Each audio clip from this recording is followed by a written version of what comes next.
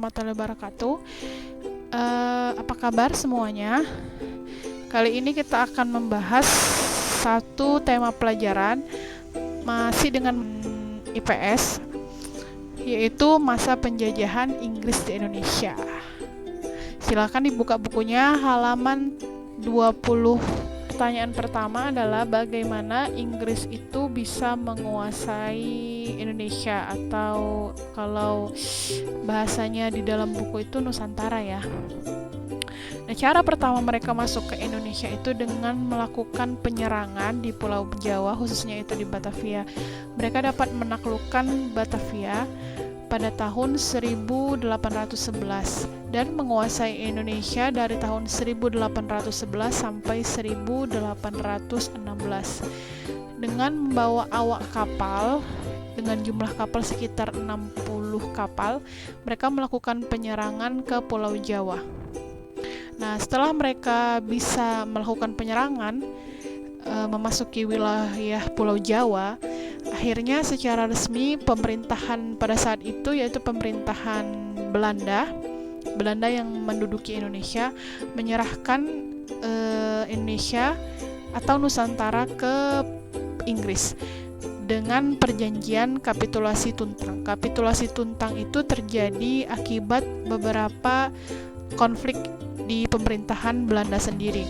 Salah satu contohnya itu adalah korupsi yang terjadi di sistem perekonomian mereka. Yang kedua yaitu Danles yang sering sekali menjual tanah kepada pihak swasta.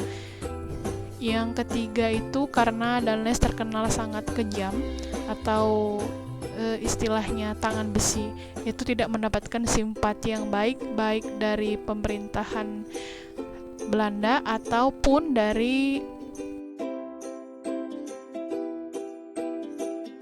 setelah berhasil menerima Nusantara dari tangan Belanda dengan perjanjian kapitulasi Tuntang, maka Inggris memulai untuk membuat sistem pemerintahan dengan menunjuk Raffles sebagai gubernur,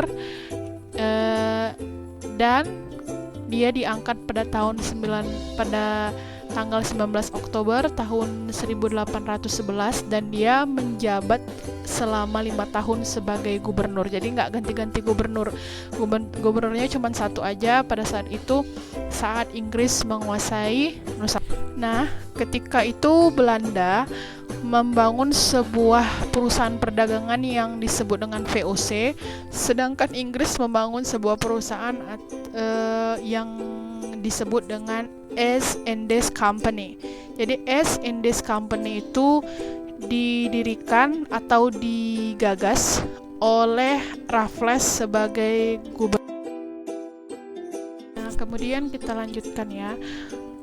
Raffles ternyata sebagai gubernur pada saat pemerintahan Inggris melakukan perubahan yang baik daripada pemerintahan Belanda yang sebelumnya yang terkenal kejam, kemudian serakah.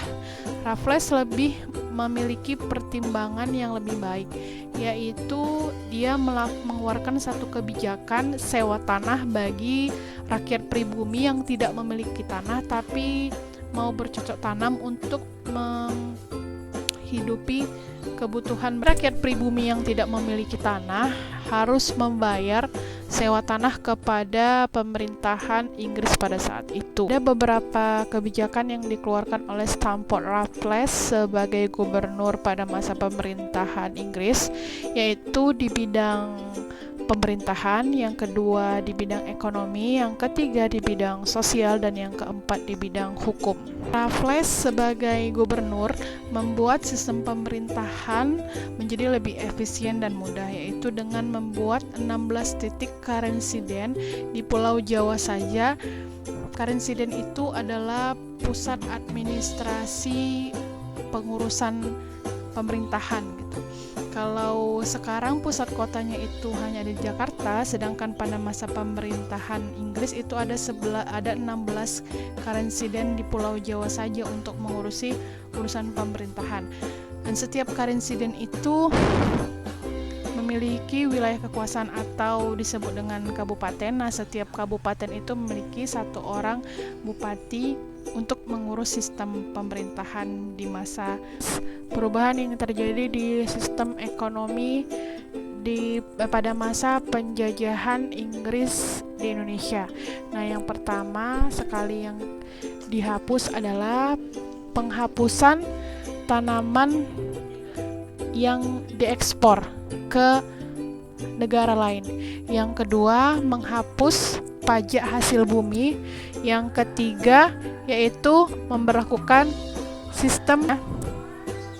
Jadi di bagian hukum, Raffles memiliki kebijakan yang sangat bijaksana daripada pemerintahan yang sebelumnya, yaitu menentukan kesalahan seseorang itu dari warna kulit, sedangkan pemerintahan Inggris yaitu menentukan kesalahan itu dari seberapa besar dan kecilnya kesalahan yang ia lakukan. Akhir yaitu di bagian sosial, Raffles melakukan satu kebijakan yaitu menghapus sistem kerja rodi dan perbudakan. Tapi dalam kenyataannya Raffles melakukan hal itu juga ya pada saat pemerintahan Raffles. Nah, yang menjadi kegagalan itu adalah mereka nggak bisa menentukan jumlah pajak tanah karena tidak mampu mengukur kesuburan tanah pada masa itu. Nah, yang kedua, sistem dari pembayarannya itu menggunakan mata uang. Jadi pada masa itu belum banyak yang menggunakan mata uang. Jadi masih menggunakan sistem barter untuk memiliki sebuah barang. Dan yang ketiga, masalah kepemilikan tanah. Nah, kepemilikan tanah pada masa ini itu dilegalisasikan atau dimiliki dengan cara memiliki sertifikat tanah yang disahkan oleh negara. Nah, kalau zaman dahulu tuh tidak ada sertifikat tanah, jadi pemilikannya masih tradisional. Yang dimaksud tradisional di sini adalah kepemilikan tanah itu jika kita punya satu hunian atau rumah yang dekatnya ada tanah kosong dan kita kelola dari sejak kita tinggal di tempat itu, secara otomatis itu menjadi hak milik kita. Nah, itu yang dimaksud dengan kepemilikan. Nah, jadi pembahasan terakhir kita itu tentang perjanjian London ya. Perjanjian London itu terjadi di masa pemerintahan Inggris.